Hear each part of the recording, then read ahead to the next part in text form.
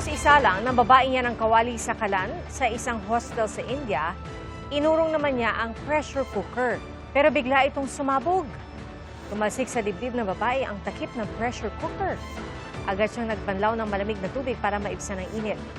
At dali-dali rin siyang dinala sa ospital dahil sa tinamong laknos.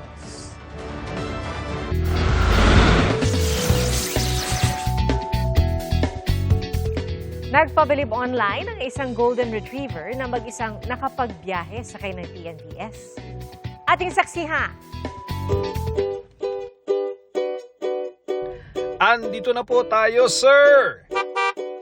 From Las Piñas to Parañaque, nakarating na sa kanyang destinasyon ang golden retriever na si Bean. Lakas maka-solo traveler ng asong yan. Walang chaperon o bantay, kasama lang ang PNVS driver. Kwento ng fur mom na si Jaira, sa Las Piñas nakatira si Bean, kasama ang fur dad at kasintahan ni Jaira na si Elijah. Pero miss na raw ni Jaira ang alaga. And since we're too busy and I just wanted him overnight lang din talaga since I came from a trip. At nang uwi na, passenger prince naman si Bean. Inabangan ko yung likod ng sasakyan kasi in-expect ko na doon siya umuupo sa likod.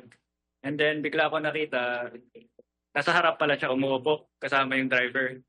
So medyo natuwa ako. Sabi ng driver sa akin, mapait lang daw si Bean sa biyahe.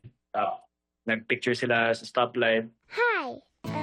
Gaya ng ibang aso, may pagkamakulit at malikot si Bean. Seloso pa nga ni. Pero malambing, certified good boy, at di nagkulang sa Golden Retriever energy. Pero hindi ba natakot ang fur parents na bumibiyahe siyang mag-isa? Of course, natakot kami. But yeah, of course, we made sure na both of us are tracking, like nasa na ba. Constant communication is really there. Galing naman ang passenger na yan. Ako si Ian Cruz, ang inyong saksi.